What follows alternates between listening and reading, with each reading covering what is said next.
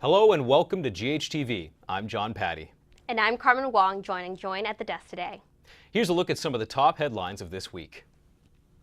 TransCanada is canceling its Energy East pipeline and Eastern Mainland proposals. The pipeline would have created 3,000 jobs during the construction process and 14,000 once completed. The project was first proposed in 2013 during a time of high oil prices. Dropping prices and pushback from environmental groups are the main reasons for the cancellation. Inuit people are asking the Canadian and Danish governments to halt an international satellite launch due to concerns over toxic rocket fuel. The rocket that will be used to launch satellite is expected to land in the North Water Polynya. This area is home to many animals that Inuit rely on for food. The rocket contains highly toxic hydrazine fuel, which may contaminate the waters. The European Space Agency says that the fuel will not reach the Earth's surface. Global Affairs Canada says that every effort is being taken to ensure that debris will not fall on Canadian soil or its territorial waters. A teenage couple has died after a police pursuit ended in a head-on collision. Waterloo police had been informed of a possible abduction and pursued the vehicle down Highway 6. The police chase ended in Hamilton, where the fatal crash occurred. The car involved had been stolen by the male driver. The ages of the victims are 15 and 16, respectively.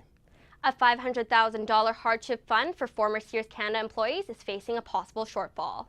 A Sears executive who promised to donate a $200,000 bonus is now hesitant to cough up the cash. The remaining $300,000 fund is not sitting well with Sears workers who have lost their jobs. A laid-off senior Sears employee says she is disgusted by how little money is left in the fund. The report says the employee's law firm is speaking with Service Canada about the issue.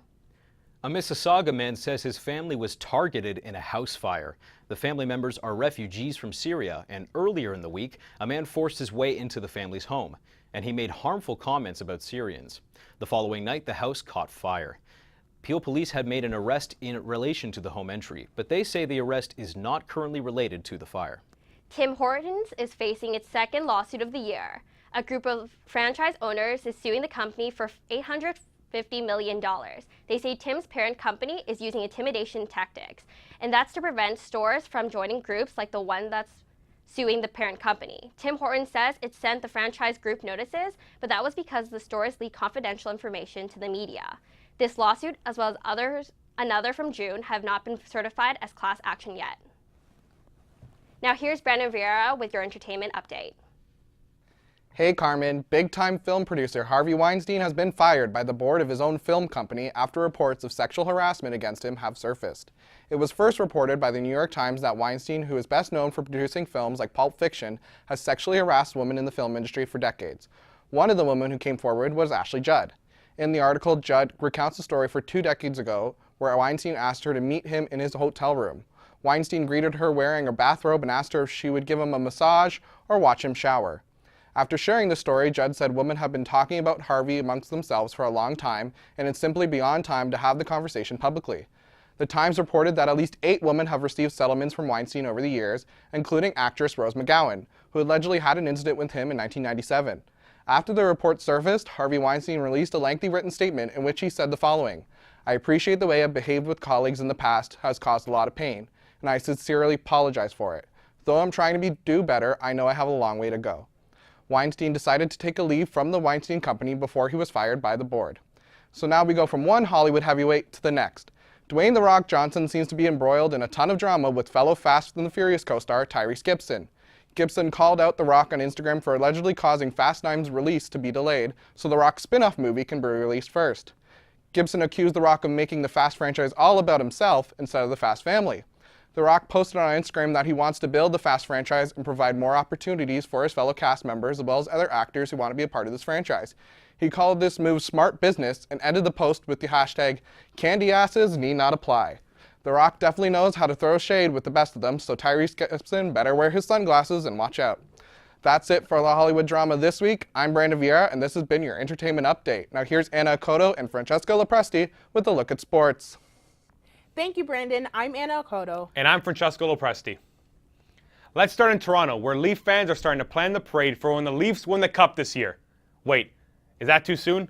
Well, can you blame them? The Leafs have started this season on fire, winning their first 3 games in a row.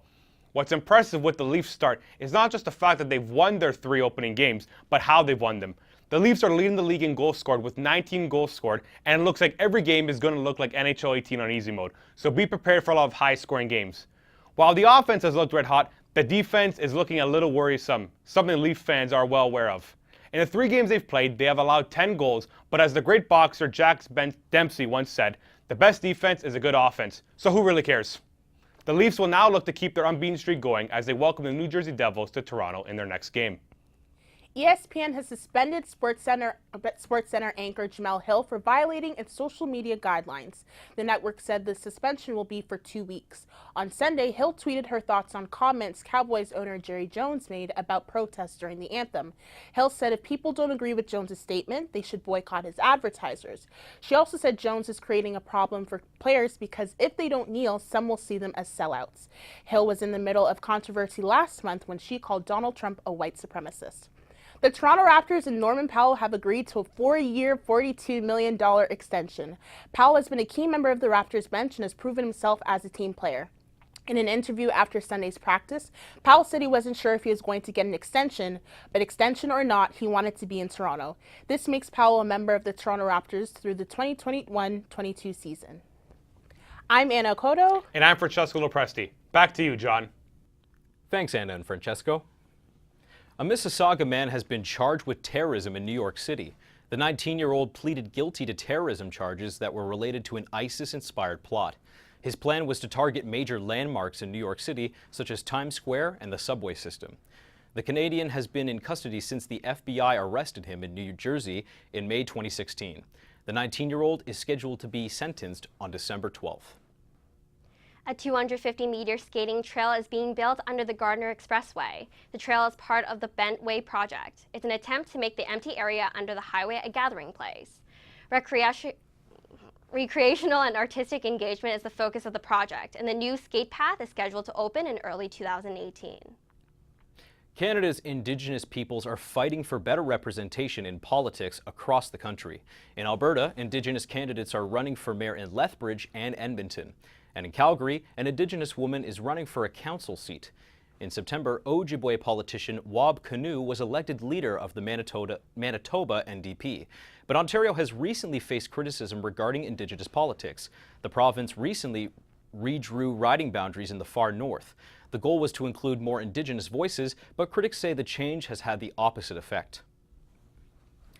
Now here's Alex Hadziak with his take on the news and other stuff. Thanks, John. I hope you all had a wonderful Thanksgiving weekend. I know I did. I spent the entire weekend eating food and watching a surprisingly bad Nicolas Cage movie. I was kind of surprised and kind of hurt, but he wore a snake as a bracelet for some reason, so that was kind of cool.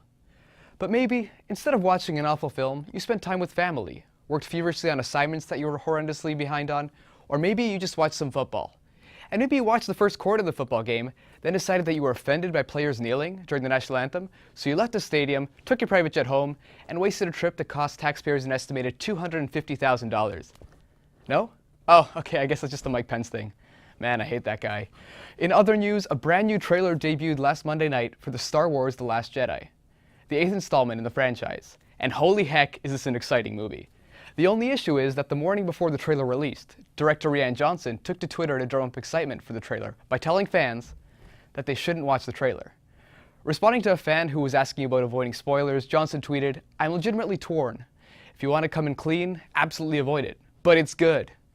And to that I say, screw you, Rian. You think it's easy being a Star Wars geek? You think I like reading fan theories about how Poe and Finn belong together, or how Rey is actually a clone daughter of Luke Skywalker, or how Jar Jar Binks is actually the mastermind behind the First Order? Look it up, it's pretty convincing. And I kind of do enjoy those things. And I confess that I've got my ticket for opening night, and been carrying around this lightsaber all day, so I'm just gonna go watch the trailer now and shoot it back to you, Carmen. Thanks. Thanks, Alex. Toronto residents are bound to gobble up the snooze. City Council has approved a pilot project allowing chickens to be kept in backyards. The project is going to run in 4 city wards, with a review of the project coming in 18 months. Residents must register with the city, and no roosters allowed. That's it for GHTV this week. I'm Carmen Wong. And I'm John Patty. Thanks for watching. See you next week.